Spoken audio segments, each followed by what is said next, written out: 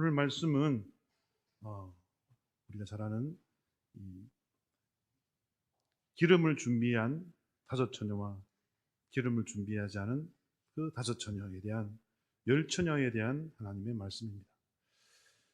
여러분, 우리는 살다 보면 많은 준비를 하게 되죠. 특히 중요한 일을 앞두고는 준비를 더 많이 합니다. 우리 고3 수험생들은 입시 준비를 위해서 정말 3시간, 4시간밖에 못 자는 그런 준비를 하고, 또 우리 청년들 또 취업을 하기 위해서 취업 준비, 토익 공부하고 면접, 그죠? 여러 가지 준비를 하죠. 그 무엇보다 여러분, 우리 1년 중에 가장 중요한 준비가 뭘까요? 결혼 준비가 아닐까 생각해 봅니다. 배우자를 만나기에 앞서 그 결혼식 준비, 많은 시간과 정성이 들 수밖에 없습니다. 오늘도 그 말씀이에요. 어느 신랑과 신부가 결혼을 하는데 그 복된 그 축하의 자리를 이 열 처녀가 들러리로서 그 길을 빛으로 밝혀주는 그 역할을 하게 되는 말씀이 오늘 말씀입니다. 여러분, 저도 오늘 본문 말씀을 준비하다가 옛날 제가 결혼할 때를 한번 생각해 봤어요.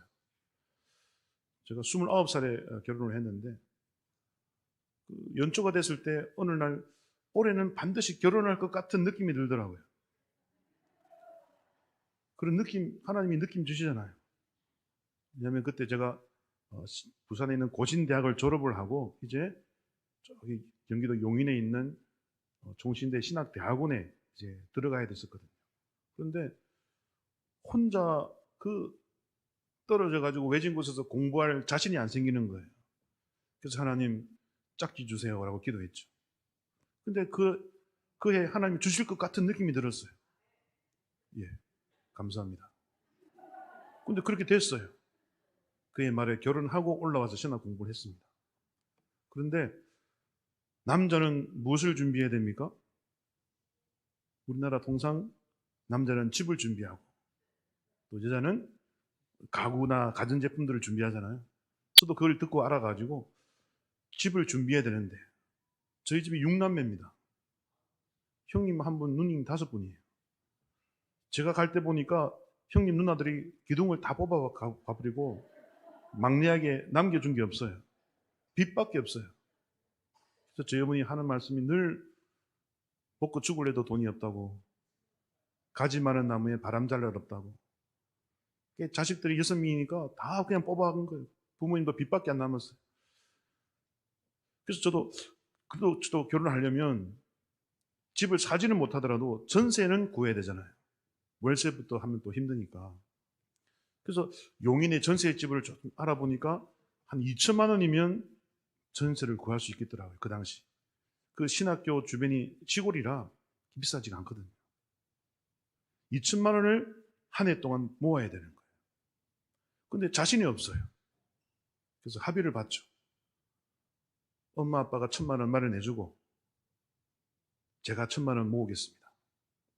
그래서 오케이 됐어요. 물론 부모님도 1,000만 원 또 빚내는 거죠. 그래도 2천만 원은 들고 가야 되니까 제가 이제 1,000만 원만 모으면 되는 거예요. 그래서 어떻게 모을까? 적금을 들어야 되잖아요. 근데 그때 제가 제 모교회에서 유치부 전도사를 하고 있었습니다. 그때 사례비가 50만 원이었어요. 50만 원으로 1년에 어떻게 1,000만 원을 상상도 안 되잖아요. 계산이 안 되잖아요. 그래서 제가 쓰리잡을 띄웠습니다. 별보기 운동했습니다. 새벽에 신문을 돌렸습니다. 자전거 타고 새벽에 신문 배달했어요. 신문 배달. 그거 하니까 40만 원 벌었고요. 또 마침 제일 큰 누님이, 조카가 그때 고1 중2인가 그랬는데요. 조카들 가외시켜달라고 그러더라고요. 누나가 한 50만 원 주셨어요. 합하니까 140만 원. 이것저것 조금 더 해가지고 은행에 갔죠. 적금을 들어야 이자를 많이 주니까. 여직원에게 물어봤습니다. 어떤 적금이 제일 이자가 많나요? 그때 직원이 하는 말이 금강산 여행 상품권 적금이 제일 이자가 높습니다 그러더라고요. 그때는 여러분 그 금강산 갈 수 있는 그게 열려 있었잖아요. 그걸 딱 들었죠. 7개월 동안 넣는 걸로 했어요. 그래서 140만 원 7개월 넣으면 980만 원이고 이자가 붙으니까 1000만 원 조금 넘게 탄다고 그러더라고요. 그래서 한 달에 140만 원씩 열심히 이제 적금을 부었어요. 근데 이러면 교회 헌금해야 되고 뭐 이제 쓸 것도 있고 하니까, 근데 그 전에 조금 있었거든요. 어떤 140만 원씩 넣었어요. 근데 그때 여러분, 조카가 그때 가야 하는 곳이 좀 멀었어요. 지하철을 타고 1시간을 가야 되는 거리인데, 남자는 집을 준비해야 된다는 그 사명감 때문에 돈을 그때부터 정말 아꼈습니다. 지하철 가면 자판기 커피가 있잖아요. 300원짜리가 있고 200원짜리가 있고 150원짜리가 있고 막 그랬어요. 제일 싼 거, 그것도 넣었다 뺐다 넣었다 뺐다 고민을 엄청 많이 했습니다. 그리고 이제 또 조카들 가외시키면 또 입냄새 난다 할까봐 껌을 사서 씹는데 한 개를 못 씹겠더라고요. 껌을 반 잘라서 먹었어요. 그리고 목표가 생기니까 아껴지더라고요. 남자는 뭘 준비해야 된다? 집을 준비해야 된다. 그러니까 마음껏 먹고 써가지고는 그 7개월 만에 1년 안에 1000만 원을 못 만드니까 그렇게 열심히 준비해서 1000만 원을 딱 만들었어요. 그러니까 우리 집사람이, 그동안 저를 벌레부터 하던 집사람이 하나님이 때가 되니까 싹 돌아오더라고요. 그래서 여러분, 하나님이 왠지 결혼할 것 같은 느낌을 주셨는데 진짜 결혼하고 신대원에 올라와서 신학 공부를 하게 됐습니다. 뭐 큰 은혜는 안 되죠. 제가 말씀드리고 싶은 요지가 뭐냐? 결혼하기 전에 뭘 한다? 준비를 한다는 거예요. 준비. 예, 집 준비. 우리 남자들은 집 준비에 대한 부담감이 크잖아요. 그죠? 근데 오늘 말씀 보면, 여러분, 오늘 말씀도 결혼 이야기잖아요. 이 당시 남녀가 결혼할 때 어떻게 하냐면, 보통 뭔가 만나야 연애가 되고 연애가 되어야 결혼이 이루어지지 않습니까? 이 당시 유대인들은 어디서 만났을까요? 1년에 3번 온 이스라엘 백성들이 한 곳으로 모입니다. 6월절, 오순절, 초막절 날, 이 3대 명절이잖아요. 이제 우리 다음 주부터 우리 설 명절 되면 우리 다 모이듯이 이스라엘도 1년에 3번은 무조건 예루살렘에 와서 예배를 드려야 돼요. 그때 서로 남녀가 뭐 베냐민 지파, 뭐 유다 지파, 뭐 므낫세 지파 전부 다 오거든요. 거기서 젊은 남녀가 눈이 맞는 거예요. 그래서 눈이 맞아가지고 서로 마음에 들면 이제 절기를 맞추고 집에 가가지고 남자가 말하겠죠. 아빠, 내 누구 만났어. 마음에 들어. 결혼하고 싶어. 그러면 이제 아빠가 허락을 해줍니다. 그래? 그럼 가서 먼저 신부 측 아버지하고 신부에게 허락받고 와. 이때 이제 신랑이 포도주 한 잔 분량의 이 가죽 부대에다가 포도주를 한 잔 넣어가지고, 그리고 서약서 딱 써가지고 갑니다. 신부집에 가가지고 이제 허락을 받는 거예요. 이때 이제 이 신랑이 방금 뭐 가지고 온다 그랬습니까? 포도주 가져간다 그랬죠. 딱 한 잔 분량이에요. 그래서 아버지 앞에서, 신부 앞에서 그 포도주를 반반 붓습니다. 신부를 줍니다. 신부가 그걸 받아 마시면 결혼 승낙이에요. 근데 그 사이 마음이 변해가지고 다른 오빠 생기면 이제 포도주를 안 마시면 거절이에요. 그래서 우리 예수님 최후의 만찬 때 제자들에게 뭘 나눠주십니까? 포도주를 나눠주시면서 이것을 받아 마시라 하잖아요. 이거 안 마시면 너와 내가 상관이 없다 그러잖아요. 언약식을 맺는 거예요. 결혼식. 정혼식, 약혼식을 말하는 거예요. 여러분, 저와 여러분은 예수님과 약혼한 삶을 기억하시길 바랍니다. 우리 신랑 어디 있어요? 옆에 있는 분이 신랑이 아니라 하늘에 있는 예수님이 우리 신랑입니다. 우리는 다 신부예요. 예수님을 믿는 순간, 십자가를 믿는 순간 그 신랑이 가져온 반잔의 포도주를 마신 사람임을 기억하시길 바랍니다. 이제 딴 사람한테 가면 안 돼요. 다른 종교 믿으면 안 돼요. 예수님만 믿어야 돼요. 예수님만 오매불망 기다려야 될 줄 믿습니다. 그래서 이제 신부가 반잔의 포도주를 마시고 신랑도 마셔요. 이제 두 사람이 이제 약속을 한 거예요. 신부 아버지 앞에서 약속을 하고 남은 포도주 몇 방울을 가지고 서약서에다가 서약을 합니다. 포도주가 피를 상징하니까 피로 서약하는 거예요. 그래서 이제 남자는 집으로 돌아갑니다. 자, 집으로 돌아가서 이제 뭘 할까요? 무슨 준비할까요? 예, 아까 제가 오랫동안 말씀드렸잖아요. 집 준비합니다. 집 준비. 아버지 밑에서 신부랑 같이 살 집을 막 이제 지어요. 돈이 없으니까 돈 이래서 벌겠죠? 그래서 조금 짓고 조금 짓고 해가지고 신부랑 살 집을 지어요. 그게 대략 1년이 걸립니다. 1년. 그럼 신부는 뭐 할까요? 신부는 집에서 놀고 있을까요? 아닙니다. 예쁜 웨딩드레스를 머리맡에 다 놔두고 신랑 오기만을 기다려요. 그리고 신랑 측 집안을 조사합니다. 아, 시아버지가 뭘 좋아하시지? 닭도리탕을 좋아하신다고? 닭도리탕을 열심히 배웁니다. 시어머니는 뭘 좋아하실까? 곰탕을 좋아하신다고? 곰탕을 열심히 배워요. 시댁 식구의 문화를 배워요. 1년 동안. 무슨 말씀인지 아시겠죠? 서로 결혼을 위해서 준비를 하는 거예요. 우리가 지금 그런 상태입니다. 신부가 뭘 준비한다고요? 시아버지 좋아하시는 거, 시어머니 좋아하시는 거, 신랑 좋아하는 거.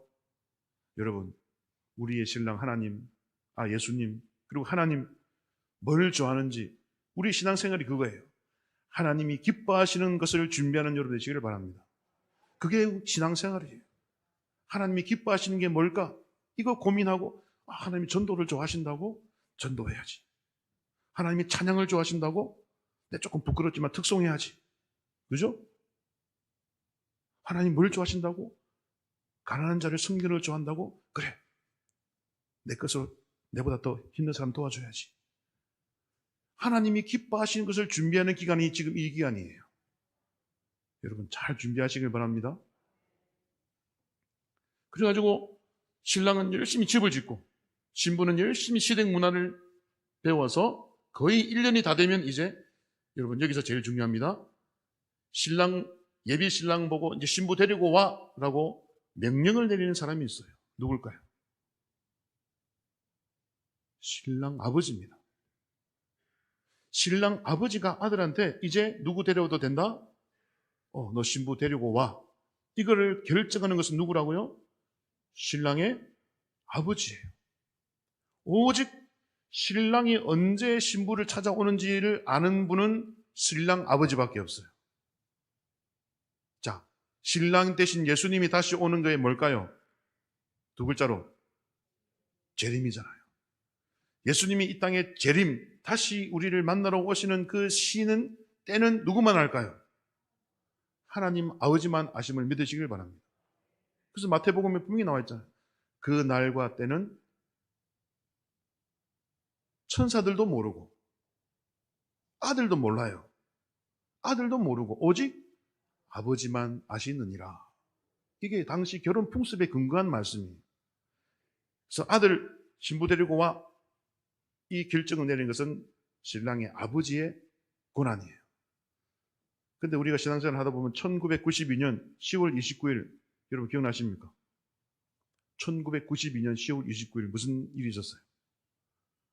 예수님 재림한다고 우리 휴고 된다고 막 온 나라가 난리였잖아요. 그래서 학생들은 대학하고 직장 다니는 사람 직장 포기하고 다 어디로 올라갔어요? 산에 올라갔어요. 제일 먼저 들림받고 싶어가지고 1992년 10월 29일 우리 휴고 된다더라. 성경에 방금 말씀드렸죠? 그 날과 시와 때는 누구만 한다? 하나님 아버지만 아시는데 그 누군가 거짓 선지자가 나타나서 내가 계시받았다 그래가지고 그날 오신다 해가지고 유혹해서 한바탕 소동이 일어났잖아요. 여러분은 그 누가 유혹해도 따라가지 마시길 바랍니다. 누구만 아신다? 아버지, 하나님 아버지만 아세요. 천하의 그 어떤 유명한 사람도 몰라요. 그래서 이제 오늘 말씀은 그겁니다. 신랑 아버지가 이제 신랑을 보내는 거예요. 가서 신부 데리고 와라. 이때 1년 동안 준비하던 신부가 그러니까 이 신랑이 언제 오느냐? 1년, 거의 1년째 온다 그럽니다. 근데 1년인데 조금 일찍 올 수도 있고 늦게 올 수도 있잖아요. 그죠? 언제 올지 모르고 낮에 올 수 있고 밤에 올 수 있잖아요. 이걸 예측해서는 안 된다는 겁니다. 오늘 여러분, 오늘 본문의 비유의 제일 마지막이 정말 무서운 말씀이에요. 오늘은 그냥 결혼식 때 기름 준비 못 해가지고 잔치에 못 들어갔네? 이 정도 말씀이 아니에요.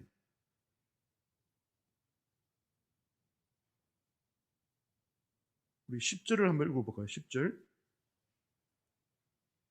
10절과 11절을 읽어보겠습니다. 시작. 그들이 살아간 사이에 신랑이 오므로 준비하였던 자들은 함께 혼인잔치에 들어가고 문은 닫힌지라. 그 후에 남은 처녀들이 와서 이르되 주여 주여 우리에게 열어주소서. 12절 읽어볼까요? 대답하여 이르되 진실로 너희에게 이르노니 내가 너희를 알지 못하노라 하였느니라. 뒤늦게 기름 사가지고 문 열어달라 그랬죠? 열어줍니까? 안 열어줍니까? 안 열어줍니다. 내가 너희를 모른다. 여러분, 이게 정말 가장 무서운 말씀인 줄 여러분 믿으시길 바랍니다. 하나님이 나를 모른다 하는 정도로 그 말씀보다 더 무서운 말씀은 없어요. 그죠? 열심히 교회 다녔는데 죽어서 앞에 갔는데 하나님이 너 누구니?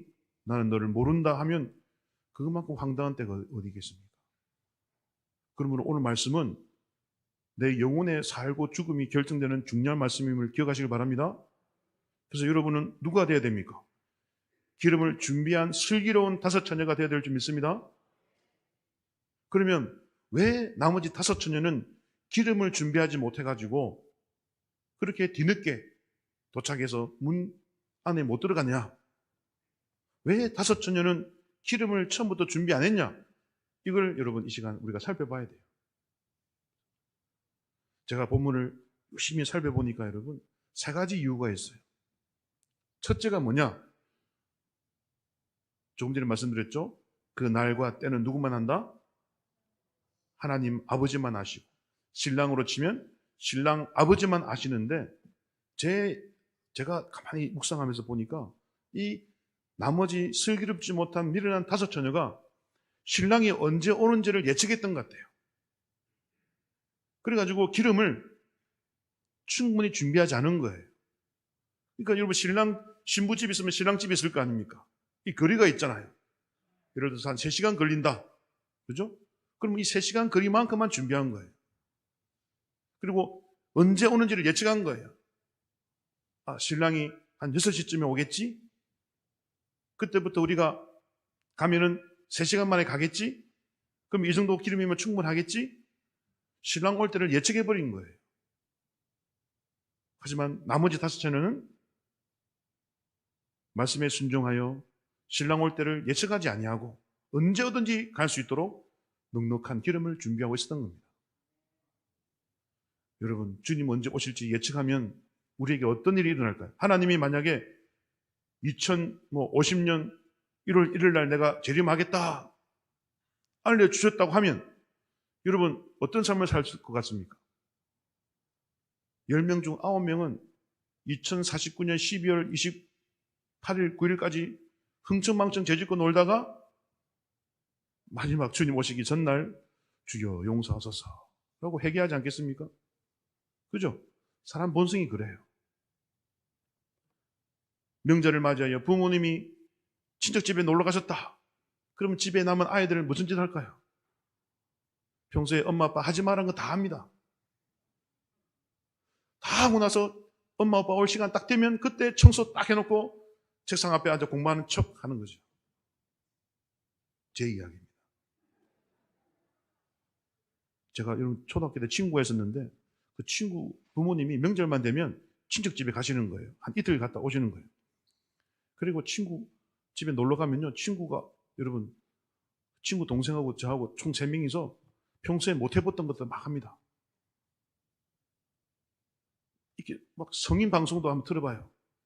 안 나오는데 지직거리는데도 그거 보려고 성인 방송 막 채널을 돌려보고 또 밤에 포도주를 어떻게 구했는지 친구가 포도주를 구했더라고요. 옥상 올라가가지고 포도주 나눠 마셨어요. 그 초등학교, 중학교 1, 2학년짜리가.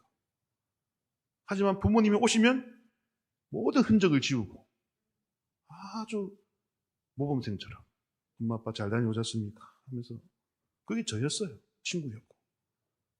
그래서 예수님이 안안을 주는 거예요. 아멘입니까? 날과 시를 알려고 하지 마시기 바랍니다.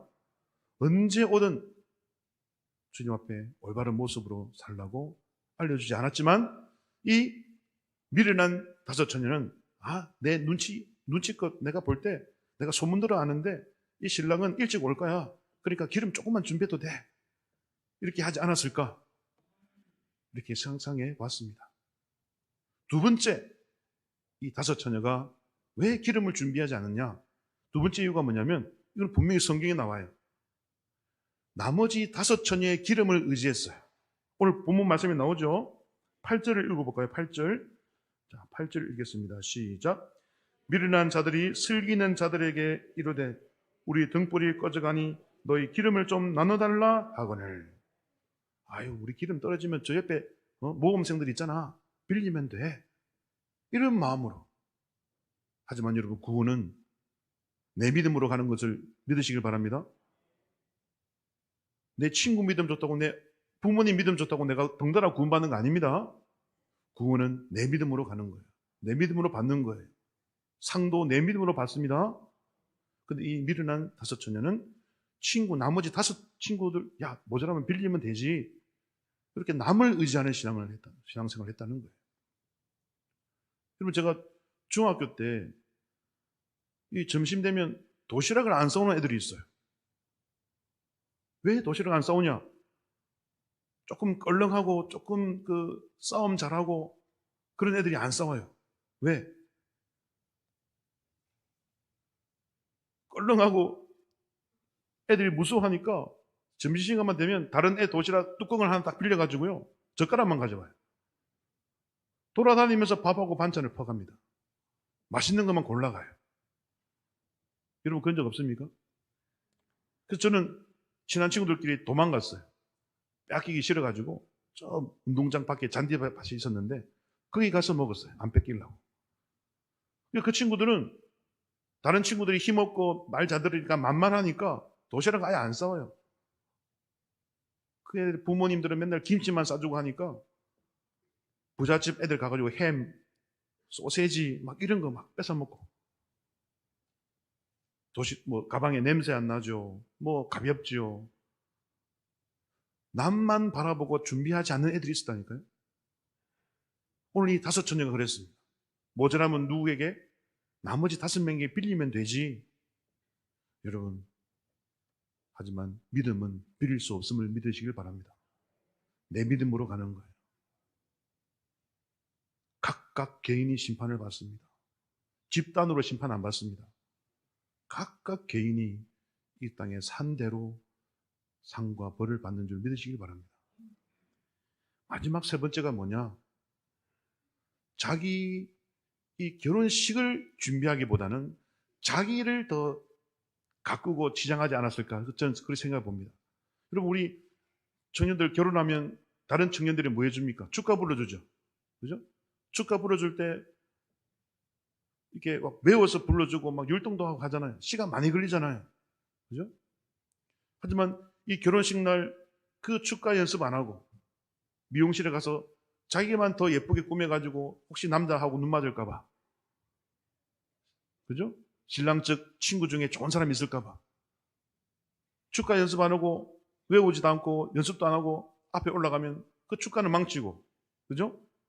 그러니까 자기 자신에게 너무 집중 투자하고 시간을 쓰지 결혼식을 위해서 시간을 쓰지 않은 그런 사람이 우리에게도 있듯이 이 미련한 다섯 처녀도 여러분 결혼식 자체를 위해서 자기를 희생하는 것이 아니라 자기 자신을 꾸미는 데서 시간을 보내지 않았을까 이렇게 생각해 봅니다. 여러분도 교회를 섬길 때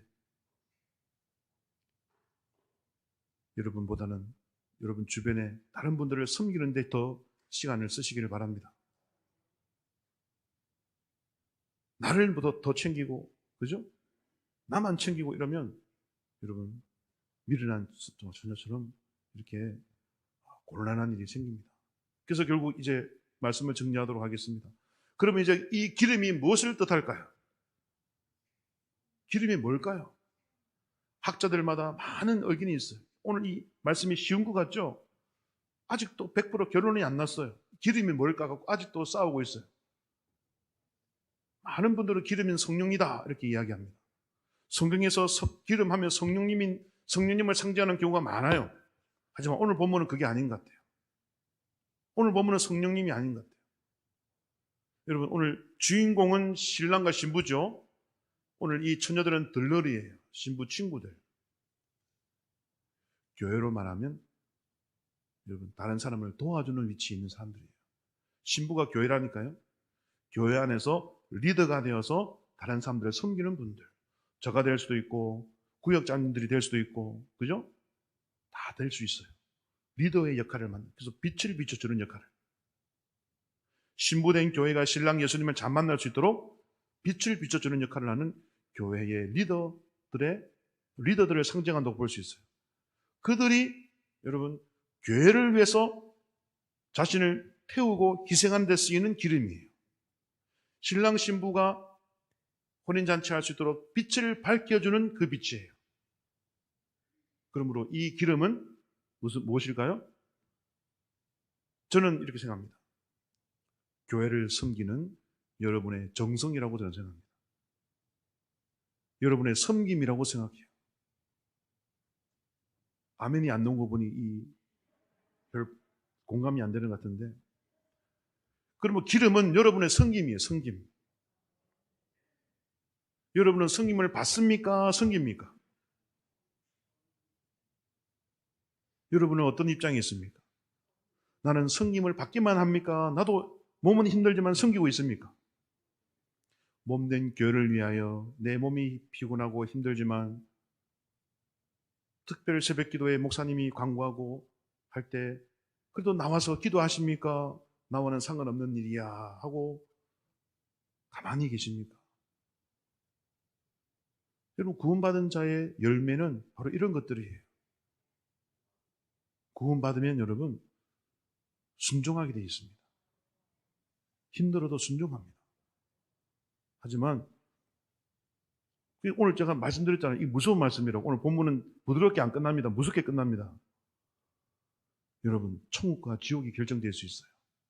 무엇을 보고요? 섬기는 모습을 보고. 그래서 교회에 와서 섬김을 받기만 하려는 마음만 있으면 구원받지 못한 사람일 수 있어요. 지금 이 시간은 겁주기 위한 말씀이 아니라 내 자신을 한번 점검해 보자는 말씀입니다. 여러분, 여기 앉아 계신 여러분들이 다 천국 가면 좋겠지만, 근데 안타까운 것은 천국을 다녀온 분들 중에 많은 이야기를 보면 그렇게 많이 못 간대요. 25%? 많으면 25%? 외국, 미국이나 이런 데는 여러분 5%도 안 됩니다. 무섭지 않습니까? 아까 무슨 말씀 있다 그랬죠? 내가 너희를 뭐한다? 알지 못하노라.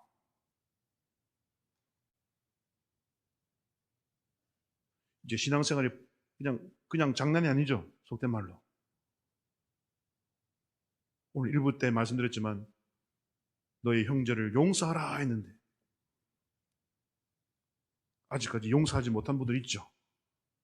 명절을 맞이하여 많은 친인척들을 만날 텐데 친인척 가운데 여러분 원수 같은 분이 있습니까? 없습니까? 있죠. 여러분 열매로 안다니까요. 끝까지 용서 안 하고 가실 겁니까? 그럼 주님이 물어봅니다. 너 내가 용서하라 명령했는데 왜 용서하지 아니했느냐? 무엇으로 할까요? 따라합시다. 열매로 알리라. 구원받을지 안 받을지는 뭐로 한다고요? 열매로 하는 거예요.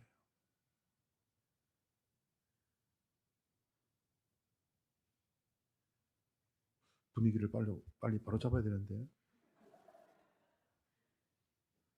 하지만 여러분, 제가 볼 때 우리 교회는 구원받는 자가 엄청나게 많을 줄 믿습니다.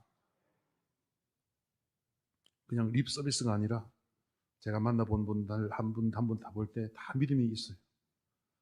그래서 우리 교회는 정말 99.9%인 줄 믿습니다. 여러분, 열매로 알리라. 왜 그러냐면 순종을 너무 잘하니까 그래요. 우리 청년들 새벽에 얼마나 열심히 나온지 아십니까? 순종을 잘해요. 순종이 열매잖아요. 열매로 알리라. 우리 앞에 특송 순서 했더니 너무 잘 나오세요.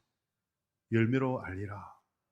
그래서 우리 교회는 구원받는 자가 많다는 것을 알 수가 있는 거예요. 여러분, 순종하시는 여러분 되시길 바랍니다. 열매로 알리라. 오늘 다섯 처녀는, 어리석은 다섯 처녀는 여러분 이 말씀에 순종하지 않는 삶을 살았어요. 교회를 섬기기보다는 자기를 섬기고 자기 앞에만 생각하고 감히 그 날을 예측하고 자기 준비하는 게 아니라 다른 친구 준비한 거 그거 의지하고 몸된 교회를 위해서 시간을 쓰는 게 아니라 자기 치장하는 데만 신경 쓰고 그러다 보니 막상 신랑 오실 때 내가 너를 알지 못한다 하잖아요. 여러분, 몸된 교회를 위하여 여러분 주님이 강대상에서 목사님이 이렇게 강구하면 다 순종하시길 바랍니다. 그 순종함을 보고 내가 너를 안다 하는 거예요. 열매로 알리라. 이런 말씀 들었는데 내일 특별 새벽 기도에 안 나오겠다. 굳게 마음속으로 믿으면 여기 있는 이 강사 절망합니다. 여러분 나오시길 바랍니다. 옆에 차가 있는 분들 전화해가지고 나 좀 태워줘 해가지고 오십시오. 여러분, 왜냐하면 순종함을 보기 위해서입니다. 여러분 다 순종하시길 바랍니다. 그래서 천국에 다 함께 가시기를 소망합니다. 그럼 우리 대강교회 되기를 예수님의 이름으로 축원드립니다. 기도하겠습니다.